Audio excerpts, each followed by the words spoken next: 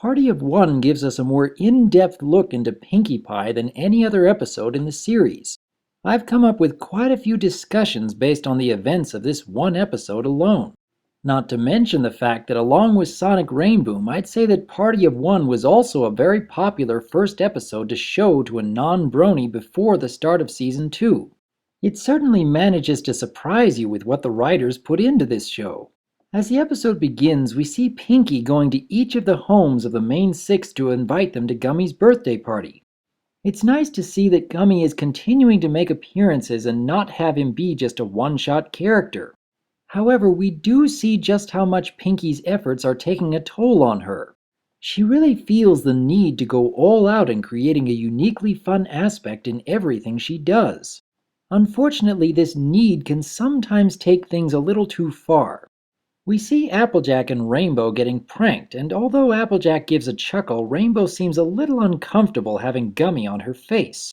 And then Rarity goes so far as to spit her punch in Pinkie's face when she discovers that Gummy has been swimming in it.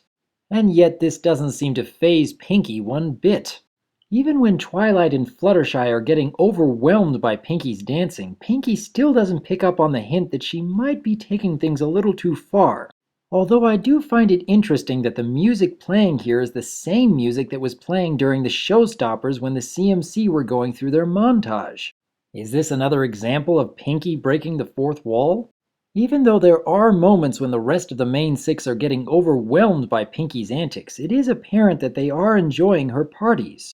I find this interesting because this episode could have very easily been about them.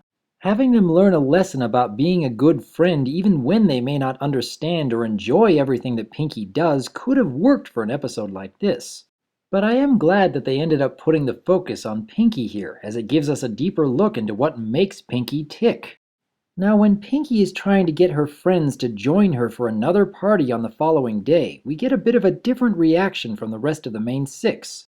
But Pinkie still tries to remain cheerful, at least at first. But more and more, Pinkie is getting the feeling that her friends are trying to avoid her, especially when she sees them sneaking around town.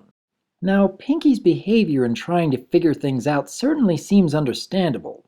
I'm sure this kind of situation would make most anyone feel unsettled. But what makes this interesting is the fact that Pinkie seems so overwhelmingly determined to get to the bottom of things. It creates some very entertaining sequences in the episode, especially with Applejack completely failing at coming up with excuses. The facial expressions here are just fantastic. But the more I watch, the more I'm getting curious. The fact that Pinkie seems so overly stressed about this actually tells us a bit more about her character. We see a very clear example of what happens to Pinkie when she feels like her friends don't like her anymore. How it deeply troubles her to the point where she loses all her laughter and optimism. When I am watching this opening scene in Party of One and compare it to her behavior later on, I get the sense that Pinkie has this deep-rooted fear that if she isn't doing everything she can for her friends that she might end up losing them. Even after everything that the main six have been through together, Pinkie still seems to worry about what her friends think of her. And this is something that is still an integral part of her character even today. We see in Wonderbolt Academy just how overly stressed Pinkie is getting about answering a letter from Rainbow Dash just as soon as it arrives. This is a persistent problem with Pinkie Pie. She has a great strength in being able to spread joy to the lives of others, but at the same time there is a very real weakness that comes with that strength. Even Pinkie herself has admitted that she has this problem. Pinkie Pie is an out-of-control party animal. What? It's true! I do have a problem! I've stated before that I do believe that Pinkie Pie is becoming more mature, in that she is becoming more sensitive to the needs of others over her need for fun. But at the same time, this drive of hers to spread joy could actually be something that needs addressing in a future episode. I may have to come up with another story idea that could play that out. Now, of course, the scene that everyone seems to remember most from this episode is Pinkie's interactions with the inanimate objects. And really, anyone who is watching this series for the first time would not see this coming. It just seems so bizarre, and even a little creepy how they played this out. And that's really what makes it so brilliant, that it manages to completely surprise you and at the same time manages to draw you in. You just don't expect to see one of the main characters in a cartoon show having a mental break like this. And I really gotta hand it to Andrea Libman's voice acting here, as she manages to get Pinkie to play several different characters all interacting with each other. But this one scene has also given us such an intriguing look into Pinkie's psyche.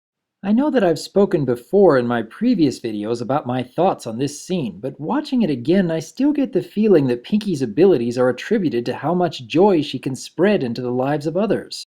That if she doesn't have friends that actually care about her and want to spend time with her, that she wouldn't be able to have her Pinkie sense, her ability to play so many instruments at once, or even break the fourth wall. If this is indeed the case, it would give us more of a reason as to why she would want to have a party with all these inanimate objects. It would be part of Pinkie's drive to spread joy to the lives of others, and something that she feels that she just can't live without. That her whole purpose in life would be meaningless otherwise. Overall, Party of One is still the kind of episode that just keeps getting better and better every time I watch it. The comedic moments just keep getting funnier, and the animations just make them even better. We get a very intriguing look into Pinkie's character that actually still holds up today. Every time I'm watching this episode, I keep finding more depth to it. It's a real gem of Season 1. Perhaps even my favorite Pinkie Pie episode in the entire series. But I'll put aside that claim until I get through the rest of the series. In the meantime, I would like to hear your thoughts about Party of One. Do you have any ideas on what causes Pinkie to put so much of her life into bringing joy to others? Even to the point where she gets so overly stressed over the slightest possibility that she might be letting them down? Do you think that we'll ever be seeing this side of Pinkie Pie in the future? I would like to read your thoughts about this episode, and let us hope to see Pinkie continuing to mature in the future. I am Dr. Wolf, and I look forward to hearing from you.